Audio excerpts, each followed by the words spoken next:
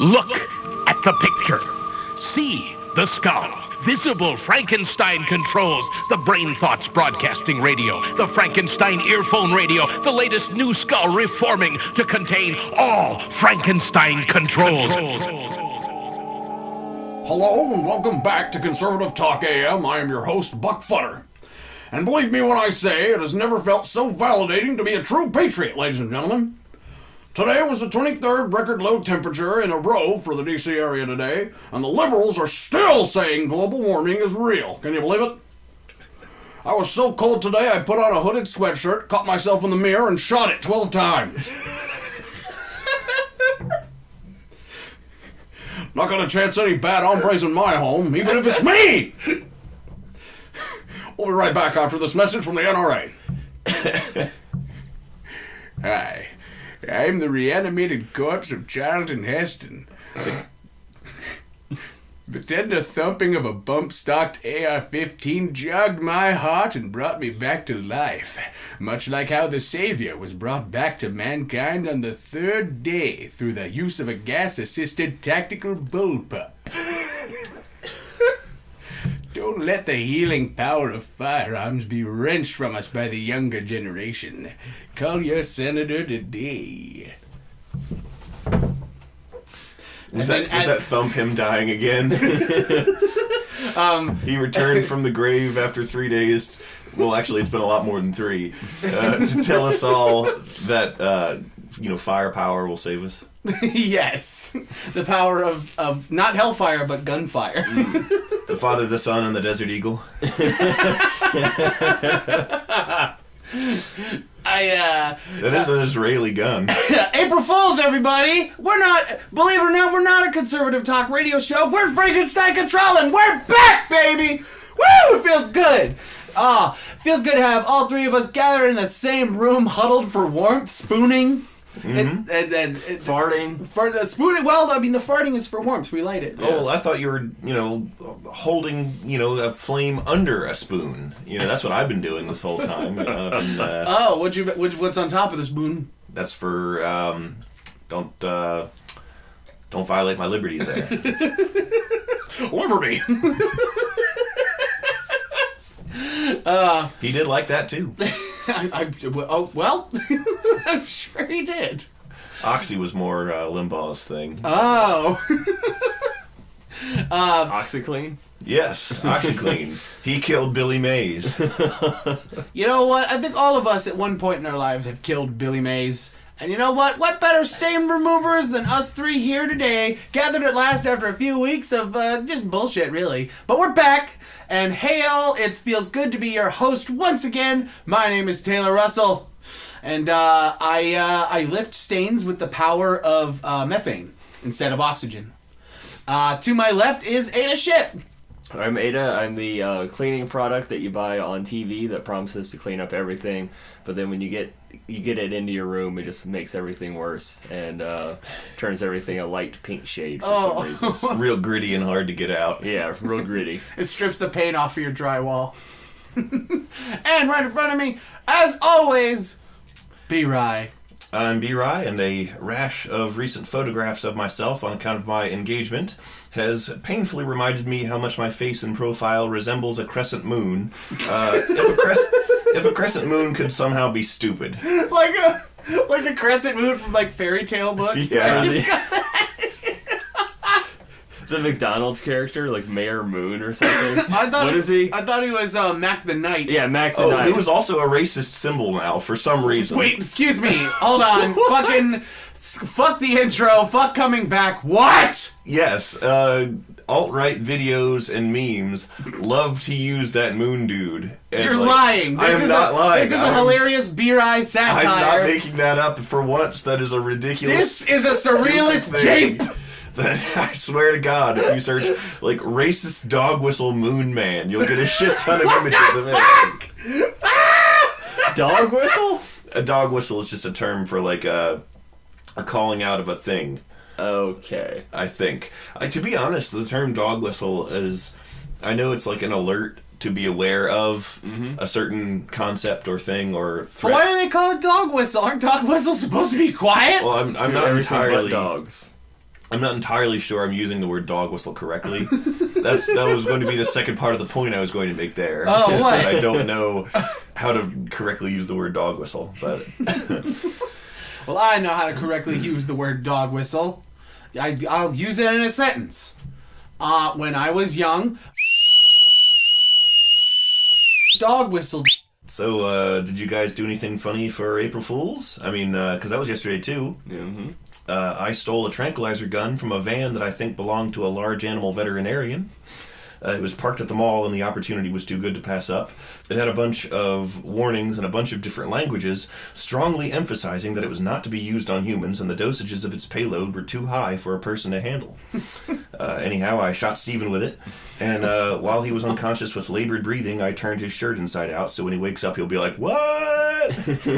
Someone got me! I've been hoodwinked!" I've been made an April Fool. On April Fool's Day, I did the funniest thing ever, and I went to the hospital. From, I don't know, swallowing a dog whistle? Yeah. How'd you know? You did this to me! Ba-da-ba-ba-da. Right! I'm gonna fuck you up! I don't think you'll be able to catch me. I'll just hear you coming. Mm-hmm. Can't hide from anybody. You're just sitting behind a bush.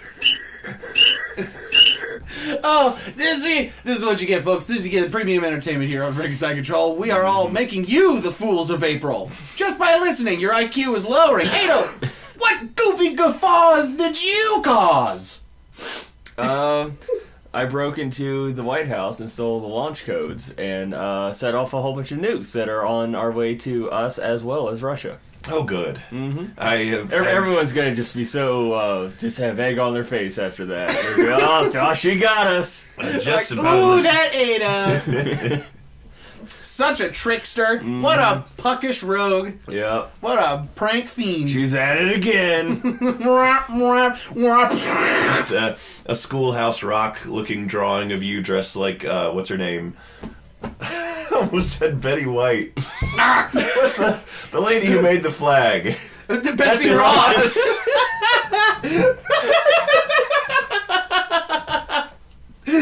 Just smiling and waving with like a waving flag in the background, sort of translucent as like, you know, atomic fire. Just Oppenheimer's everything. Oppenheimer's. Oh my god. He was the Prometheus who brought us this scourge of atomic fire. And not the Prometheus that brought us handsome Squidward aliens. And not being able to run to the left when a ball's chasing you. When a giant donut is rolling at you, make sure you run away from it instead of to the side where that'd be too easy. You're just making me think of those Crash Bandicoot levels that were really, really irritating. Where the ball chases you? Yeah. Yeah, it's kind of the same concept. I got really good at those, like, out of necessity, even though I hated them. You just had to fully complete everything, so you got good. Well, I really liked, after the second one, maybe the first one, there was a boss fight that I really liked. It was like this crazy kangaroo, and he had like a straight jacket on, and he hopped around. Ripper, I think was his name. Maybe? I've never played the games. Oh, they're fun. You should play them. Make And- me. Fine. We're going to play a game, says the stupid little puppet from Saw. It's Crash Bandicoot. Also, I put a bear trap on your boobs or something, I don't know. But this time, if you die in a level, you'll have to redo the level. And that's the entirety of the threat. That's as dire as it gets. It'll be mildly inconvenient. You'll have to boom, boom, boom, waste your time. I mean, that's what it felt like Speaking back of in the day. wasting time, did either of you do anything fun or enjoyable, or, I don't know, the long break without recording that we had? Did you use your time productively? I played everything. What'd you play? Oh, well, no, you did play everything. Yep. You played a game called Everything. Yep.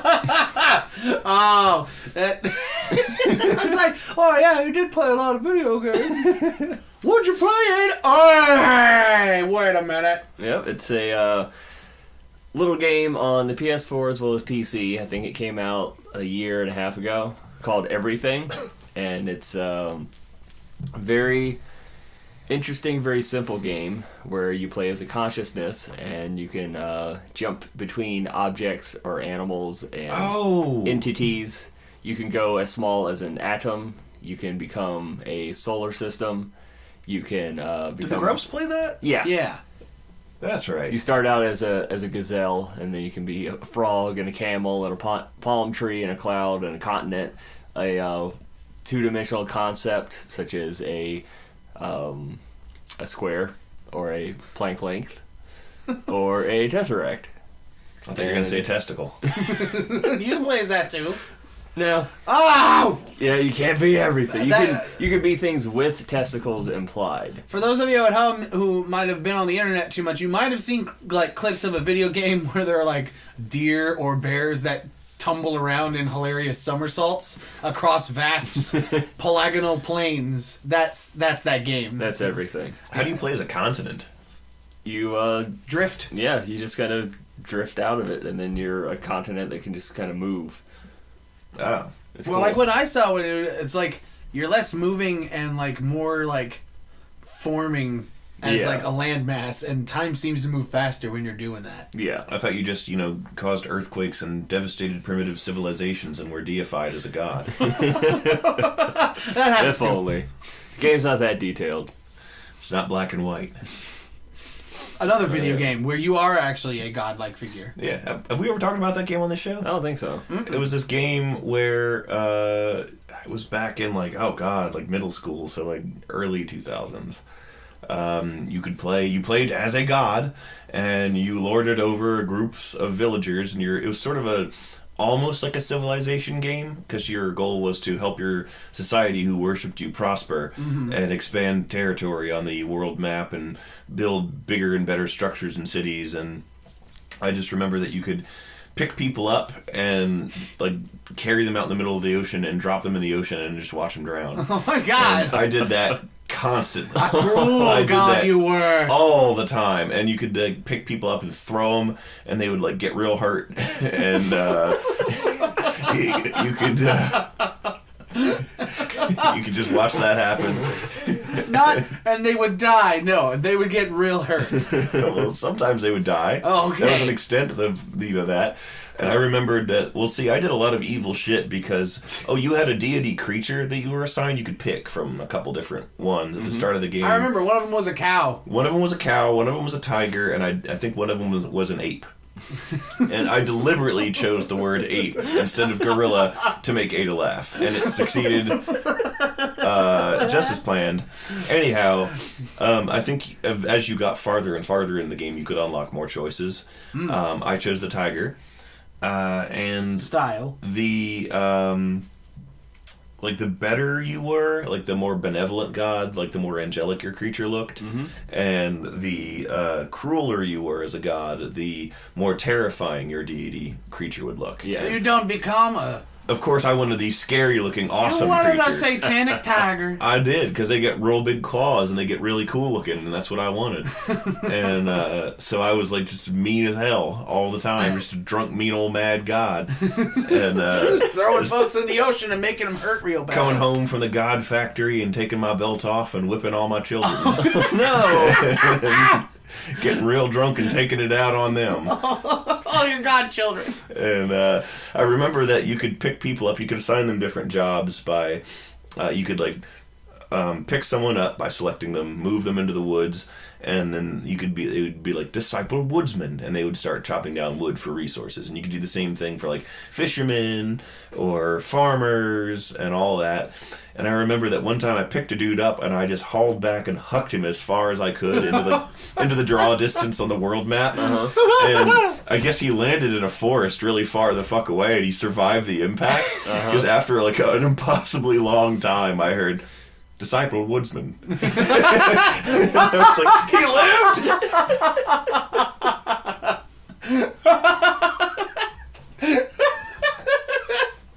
Oh my god. See, that's the kind of funny situation that only happens in a video game. Where, Yeah. there's just so many free elements afoot. There are systems at play that you have no control over, and so when something like that happens, it's completely unplanned. It just hits you by surprise. Oh, that got me real good. The cyber woodsman. You could also fight other creatures that were that belonged to other gods to take over their influence. I really don't remember how a lot of it worked.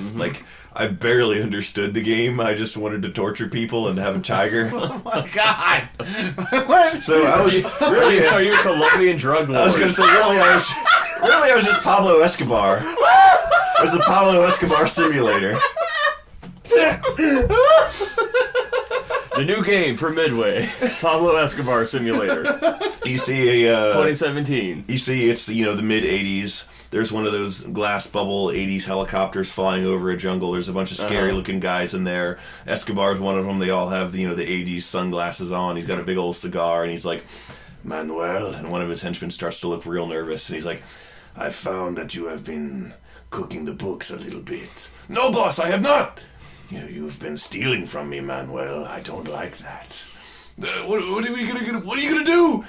The helicopter just tilts sideways. He falls out of the helicopter. There's a long pause. Disciple woodsman. He lands in the jungle. Oh my god. Now see, that's how, from now on, when people are kidnapped and dragged into the woods, that's how police will find them. Pablo Escobar just says, he will generate a lot of lumber resources for my... I don't know why he turned into a Dracula there. Blood. Well, once you become... See, he does a lot of evil acts, so he becomes more evil. And what is more evil, I ask, than a Dracula? I told you guys... Two Draculas. Oh, fuck. Have I told you guys about the Stomp Draculas? Your upstairs neighbors. Yes, our new apartment, we have people who live upstairs, and they have a small child. I've seen the child. The child is 2 years old at best. Very small. Somehow... Very dense. Very dense. He has the density of a neutron star. Either that, or they've somehow, when he crawls about, they've taped ball-peen hammers to each of his appendages. That kid stomps like crazy, and he just makes so much noise, and everyone in the family apparently is heavy-handed and has hooves for feet. And I've seen the dad. I don't know that I've seen the mom, but I've seen the dad, and he's, a little older than us, mid-30s. And he had, sort of slick back, sticking up hair, and, I swear, is like a Romanian accent. And so I was describing him to Lissa, and I said, he's some kind of Romanian Dracula. And so we've just begun calling the family the Stomp Draculas. Did he have a velvet red and black cape, as well as a magical amulet around his neck? Yeah, he just wore it over his regular work clothes and a hoodie to go jogging. And he just goes, bleh. He always wears it, regardless of where he's going. We have been. I was cooking with garlic, and I heard him go. You're like, what was that, Drac? And he's like, oh, it was just the stir fry. He goes, I'm going to go to work now. He goes out, walks over to his car, opens his car door, and then just bursts into bats. Which disperse on the winds. I always wondered, what happens if you kill one of the bats? When a vampire takes the form of many bats. If you kill 3 or 4 of the 500 bats, what occurs? You killed the bats that were to become my penis. I was about to say! He's gonna reform and he's like, whoa, I'm circumcised now. Now that's the new series on ABC coming this June, Vampire Moyle.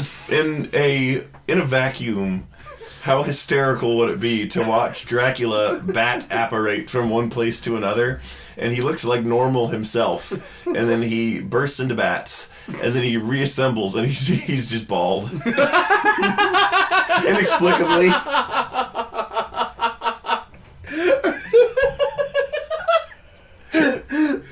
I am bald, you lie. Bald instead of black.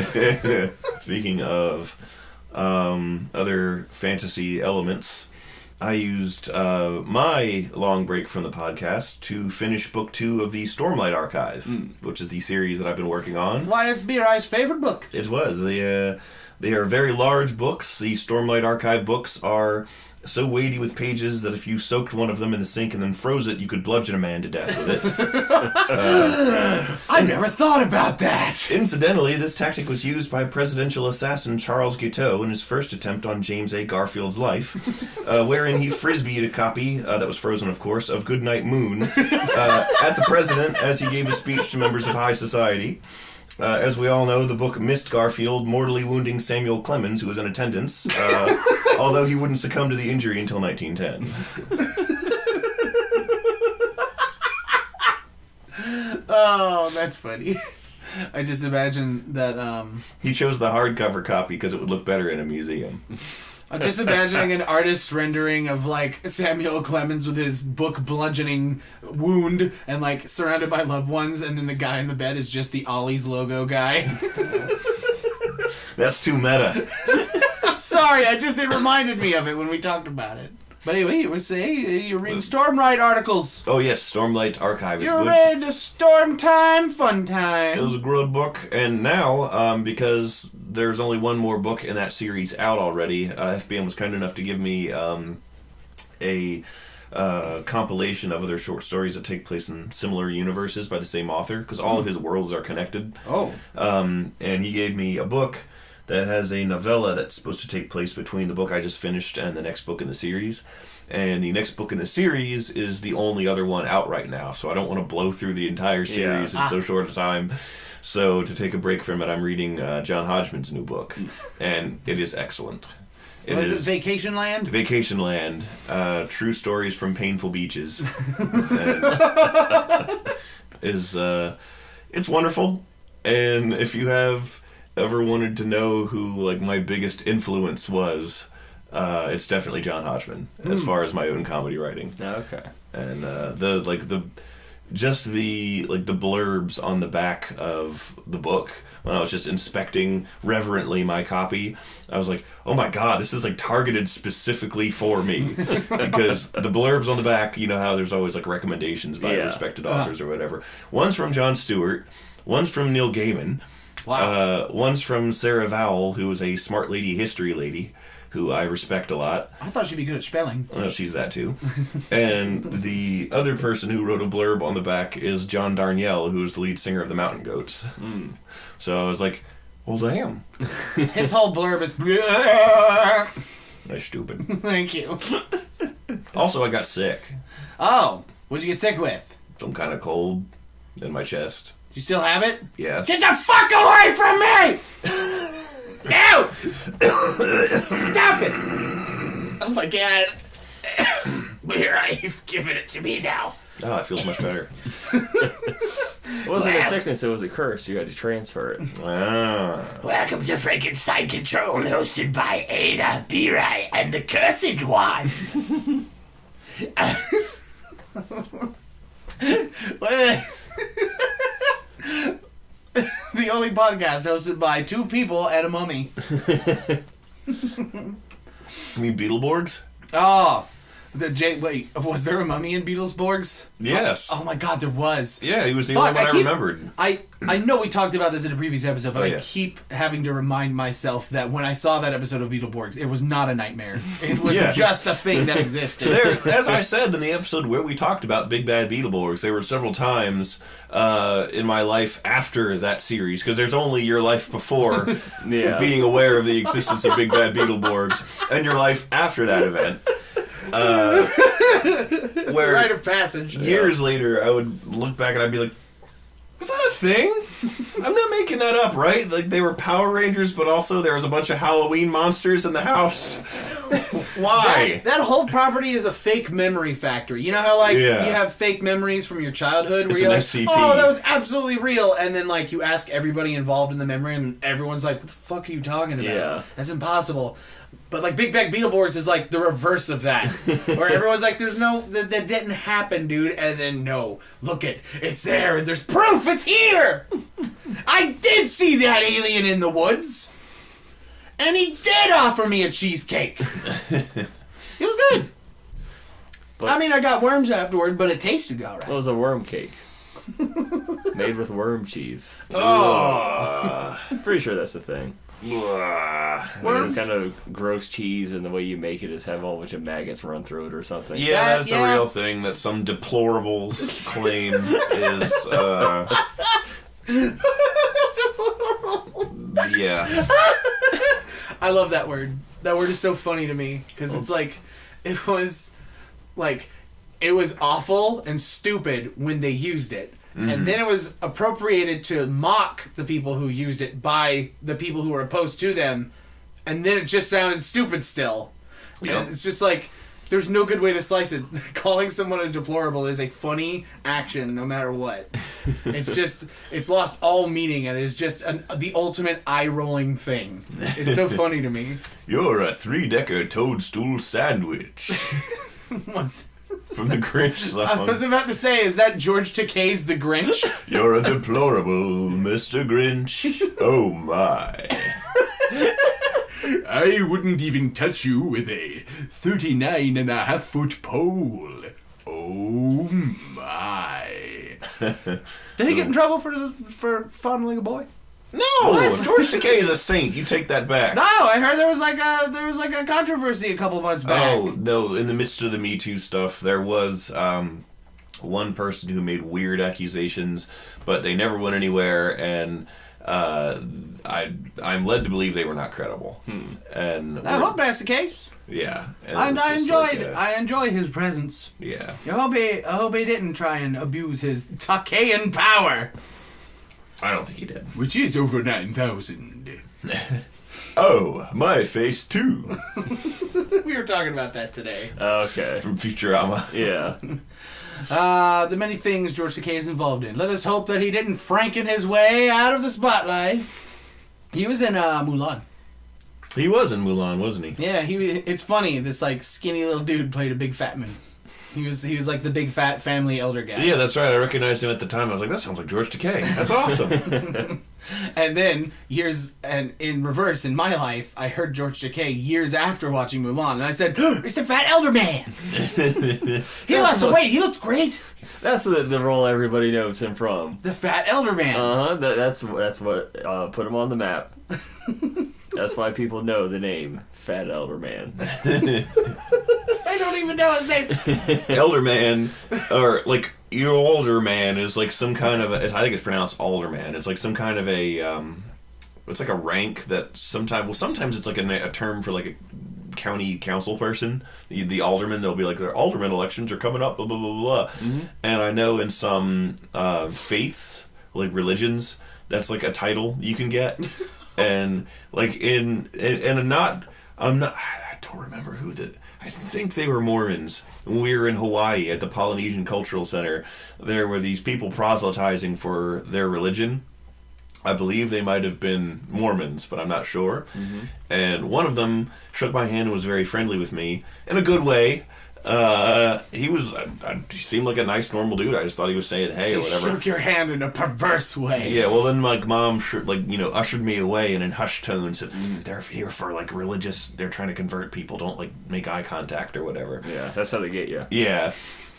By being nice. But by locking eyes with them, you surrender your soul to their God, willing or not. I remember being young, and I was pretty young, and his name tag, rather than saying his name, or at least I didn't see his name, it just had his title within the church, I guess. Mm-hmm. And I was like, Elder's a really stupid name.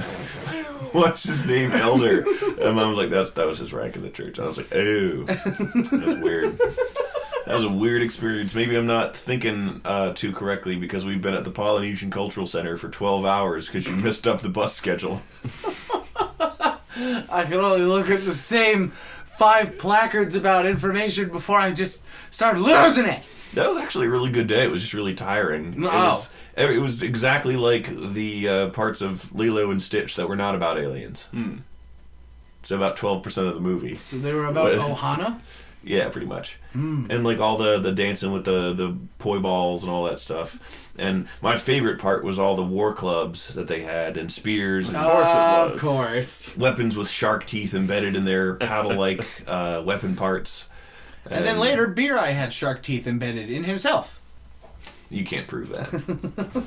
Yes, I can. I have an X-ray of it right here. Don't ask how I got your doctor from nearly 2 decades ago to violate HIPAA, so I can have these images.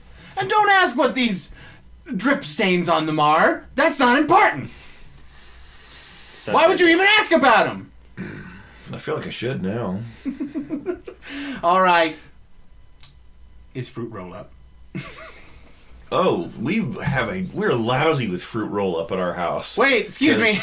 We have so much fucking fruit roll up because they're running some promotional where they give away free Pokemon cards in the fruit roll up box. Oh my god. Lissa has bought about 5 boxes of fruit roll ups every time we've gone anywhere near a grocery store.